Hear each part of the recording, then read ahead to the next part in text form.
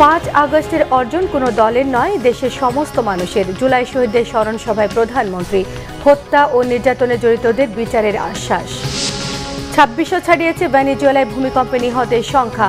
অবকাঠামোগত ক্ষয়ক্ষতির পরিমাণ প্রায় $6.7 বিলিয়ন। কেপ ভার্দের রূপকথা থামিয়ে শিরোপার স্বপ্ন বাঁচালো আর্জেন্টিনা। টানা 8 ম্যাচে গোলের রেকর্ড লিওনেল মেসির।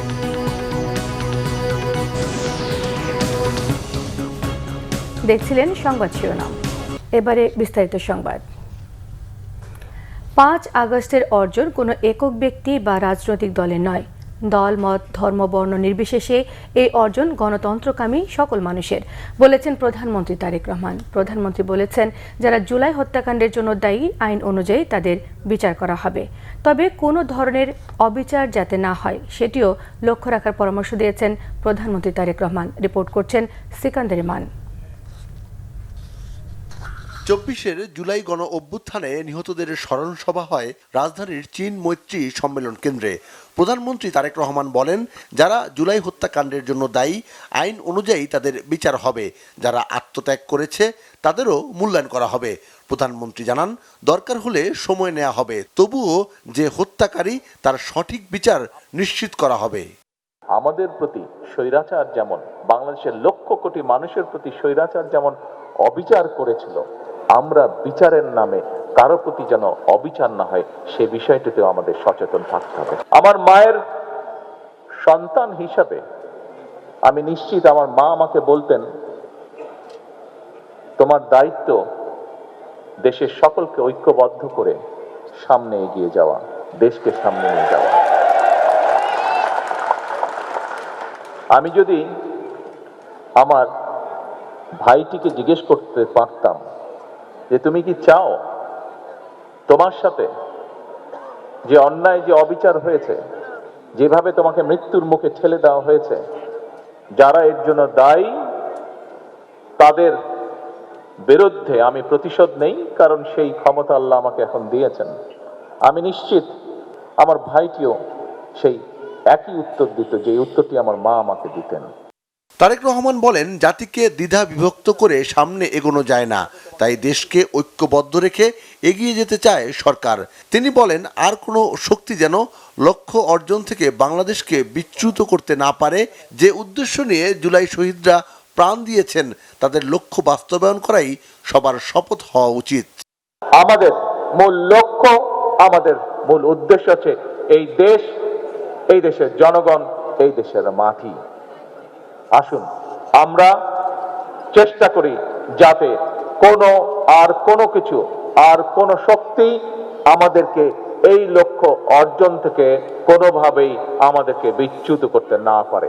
আজকের এই দিনে জুলাই অভ্যুত্থানে জুলাই শহীদ, জুলাই যোদ্ধা এবং বিগত স্বৈরাচারের 17 বছরের যত যোদ্ধা আছে তাদের প্রতি যদি সম্পূর্ণ সম্মান প্রদর্শন করতে হয়, তাহলে সেটি একমাত্র হবে তার জন্য, যার জন্য তারা স্যাক্রিফাইস করেছেন, সেই লক্ষ্য এবং উদ্দেশ্যকে বাস্তবায়ন করা। 36 জুলাইয়ের দ্বিতীয় বার্ষিকী উপলক্ষে যৌথভাবে অনুষ্ঠানটি আয়োজন করে জুলাই 24 শহীদ পরিবার সোসাইটি ও আমরা জুলাই যোদ্ধা। সিকান্দার রেমান, বাংলা ভিশন, ঢাকা। জুলাই শুধু অতীত স্মৃতি নয়, ভবিষ্যতের দায়িত্ব, বলেছেন মুক্তিযুদ্ধ বিষয়ক প্রতিমন্ত্রী ইশরাক হোসেন। তিনি বলেন, জুলাই শিখিয়েছে ভয় নয়, সাহসী ইতিহাস বদলায়। জুলাই জাতীয় সম্মেলনে এসব কথা বলেছেন ইশরাক হোসেন।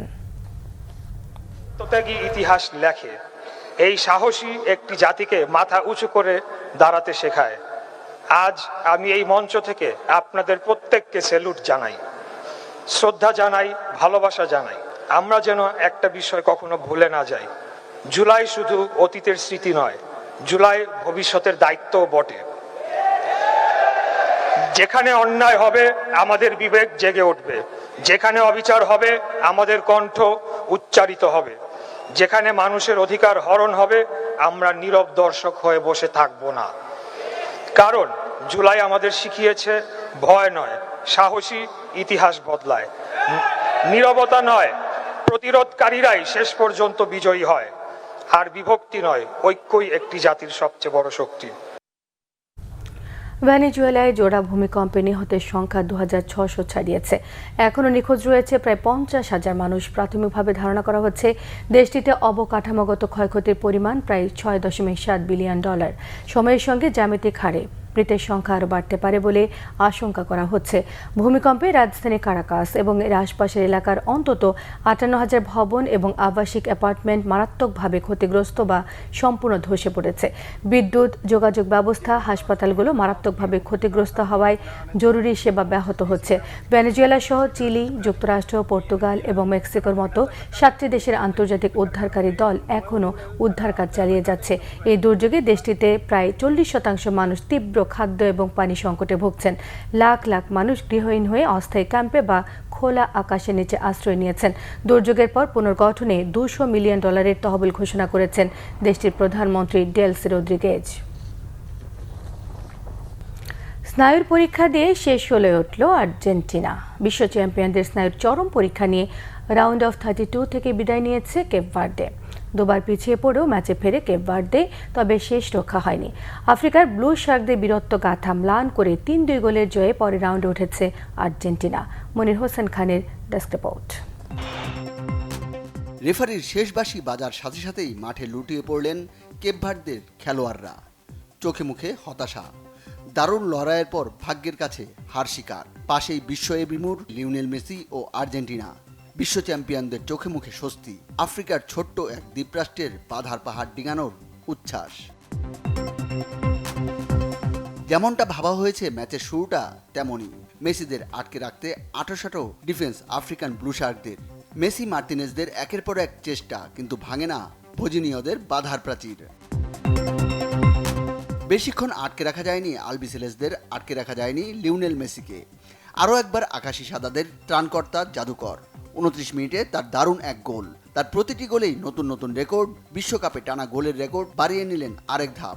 বিশ্বসেরা মঞ্চে 30তম ম্যাচে লিওর 20 গোল। এবারের আসরে 7ম, টানা 2 আসরে 7 গোল করা প্রথম ফুটবলার। নিজেদের জালে বল গেলেই জ্বলে ওঠে কেপ ভার্দে। পিছিয়ে পড়লেই আক্রমণে ওঠার কথা মনে পড়ে।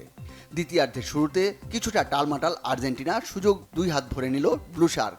রায়ান মেন্ডিসের বুদ্ধিদীপ্ত পাস, ডেরোয় ডেওয়ার্টের লক্ষ্যভেদে সমতা। নির্ধারিত সময়ে আর কোনো ঘটনা নেই।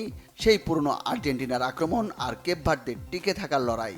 খেলা অতিরিক্ত সময়ে দ্বিতীয় মিনিটে আবারও লিড আলবিসেলেস্তেদের। মুহূর্তের জন্য খুলল দুর্গের দুয়ার।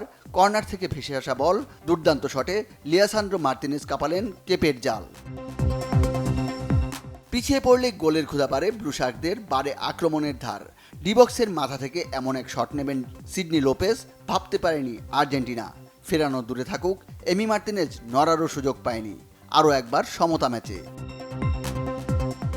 আর্জেন্টিনার মাঠেই খেলা শেষ করার চেষ্টা। সবাই নিচ্ছে টাই ব্রেকারের প্রস্তুতি।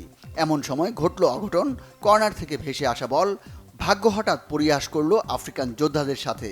বোর্গেসের গায়ে লেগে বল গেল কেপের জালে।